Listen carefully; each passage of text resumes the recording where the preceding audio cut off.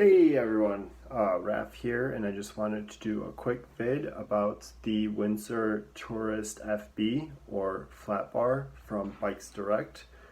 I have been a Bikes Direct customer for a while, and I enjoy Bikes Direct, and I just wanted to go into this bike and some of the issues I have with Bikes Direct. And one of the main reasons is because there just aren't that many bike reviews online for a lot of these bikes, and Bikes Direct has a lot of models. So this is specifically for the Windsor Tourist flat bar 2021 model. So let's take a look. So this is the 61 centimeter Windsor Tourist flat bar model. It comes with these trigger shifters, flat bar in the front. I like the flat bar for riding around the neighborhood and just taking quick rides. Whereas, I like the drop bar for like longer rides, but for around the neighborhood, I like the flat bar. It's got disc brakes. It's got Kenda puncture resistant tires, or so they say. And it's got these Shimano shifters, tourney shifters. And it comes with a couple extra add-ons like the back rack. I got a couple of bungees on there. There's a pretty decent seat from I think WTB, pretty good, but the one I have on there is actually even more comfortable. It's an old like Alpine gel seat. It's very nice. And then there's also like the bottle holder and stuff. So overall, like I would say this is a pretty decent bike because it is $500. That's how much I got it for. So that's a pretty decent bike because a lot of other gravel bikes you'll pay about $800, and it comes with like some pretty decent features on it. Bikes Direct is good because a lot of the stuff comes in different sizes, and that's one thing as a taller person. This is 61 centimeter. Like I like that there's a lot of sizes, but the bike also has some issues that I have with it so far. So some of the issues with this bike that I've had so far are first of all, the brakes screech like hell. They are super loud.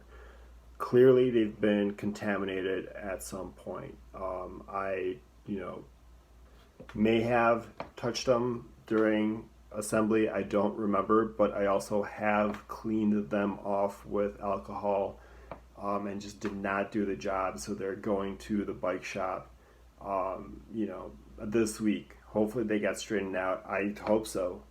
I personally don't love disc brakes, but hopefully they work out. They're a little more maintenance involved sometimes, so hopefully that works out, but we'll see. And the other thing is that the shifters like kind of suck. Like that just, I think like a lot of, and I'm gonna play around and try to adjust those as well. But like, just a lot of skipped gears, and I'm only using just like a fraction of the gears, the ones that I know that work well, and I just kind of wanted a more smoother ride, and so far that hasn't been the case. So hopefully this stuff gets taken care of at the bike shop this week, and if it doesn't, that sucks. That's why you get the $800-900 gravel bike instead of paying $500 for one. That would be an argument. So if this stuff gets figured out, then this was a great deal, and if it doesn't, then it's kind of annoying, and that's why it costs $500. So we'll see. Also, I've been having a problem with the flats on this bike. The tires and the tubes are weird. The tires say the maximum PS. They're a Kenda puncture resistant tire, but the max PSI is like 65, which just seems crazy and way too low. And I've been getting got flats both on the front and the back, and turns out that's on the interior of the tube. So basically, I think the culprit is the tube is rubbing up against the holes and getting pinched of like the in the inside, the spoke holes, because the rim strip that's in there, the plastic rim strip, it's very flimsy and it slides around. So basically what I had to go do is go in there and then get some masking tape on the interior. So if you're getting this bike, like, that's something that is going to save you some time and effort and frustration off the bat. If you just get some tape, get some, maybe a better rim strip on the interior of those rims, because the rim strips in there kind of suck. So here is what I did with the wheel because of the flats that I was getting on the interior of the tube, or the bottom of the tube, as opposed to the exterior top of the tube. And I just basically wrapped regular blue paint trim masking tape in here just to hold it in place, so I wouldn't get any more interior flats, pinch flats from the holes here and the holes where the spokes go through. And it's been working on my rear wheel, so hopefully this holds up on the front wheel as well. So like I mentioned before, overall, like, I'm pretty kind of okay with this bike right now. I'm just okay about it. I wish there were more reviews online about it. If this stuff gets taken care of at the bike shop, then I'm going to be happy with it. If it doesn't, then I'm going to be a little annoyed with it. And this is my third bike from Bikes Direct. And I like Bikes Direct, but I do have some problems with Bikes Direct. So, if you also have these problems, I don't know, let me know, share your comment or whatever, because they're pretty annoying. Like, I like Bikes Direct because they have a great selection of bikes. They have good prices. They have a good selection of sizes for bikes, and they have complete measurements. Like, some other websites like City Grounds do not include full measurements for a bunch of their bikes, which is super annoying. Which is like, I can't buy a bike if I don't know the full measurements of it. So I feel like a lot of their bikes are out of stock right now, and they must be pretty busy. They're selling a lot of them, so maybe they just don't even care about this stuff. But like, their website is an absolute nightmare to use, and their website and their emails are awful, terrible. You can't read the stuff that's on the pages. It is so bad from a user experience perspective. I mean, look at this.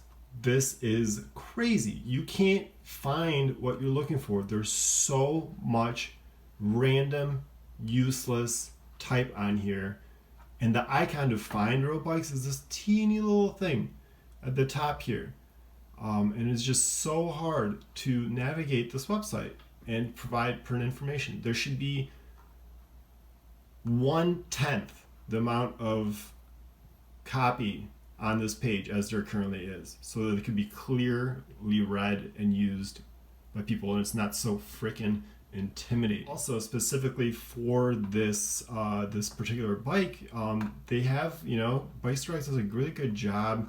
All these are sold out right now, so clearly they're doing well. And I'm a customer. Again, this is my third bike from Bikes Direct. I like Bikes Direct bikes, and they provide good sizing and information, which is appreciated. But like, they didn't even have the white bike color. They didn't have a photo of it, and when I emailed the customer service to ask for one, they just said they don't have one, and no, they can't get me one, which is just so bizarre. Like, I just don't even know how that's possible. You're selling maybe hundreds, thousands of these bikes, and you don't even have a photo of the white one. That's a little crazy. So yeah, this is my third Bikes Direct bike. I've had 2 Kilo TTs in the past. I like the Kilo TTs. They're great value. They never gave me any problems after I upgraded the wheels, and they were just solid bikes that both got stolen, unfortunately. So, I just went with Bikes Direct again, and I hope they improve kind of their experience a little bit. Like, they could build out their website to include reviews, so people can find reviews on the website instead of, coming to random people's YouTube videos. And they could just really make a much more pleasant shopping experience, kind of more like an Amazon structured shopping experience. But you know, maybe they just can't keep up with demand. Maybe they don't have enough investor money to grow the company, and they're just stuck. But I feel like they have a lot of opportunity to grow and just make a way bigger business. So maybe they'll get there, maybe they won't. As far as the bike, you know, right now, like I just hope that the brakes and the shifters get fixed. You know, I'm pretty sure the brakes will get fixed. The shifters, I'm not so sure. Maybe they're just cheap shifters and just a cheap setup. So TBD. If those get fixed, I would give this bike, you know, maybe a B plus. If they don't, then it's going to be more like a C plus range, honestly. So, you know, so tell me what you think. Like, if you think this bike is great, then let me know. Maybe I'm like screwing something up. Leave me a comment, whatever. And I hope that this was at least somewhat helpful.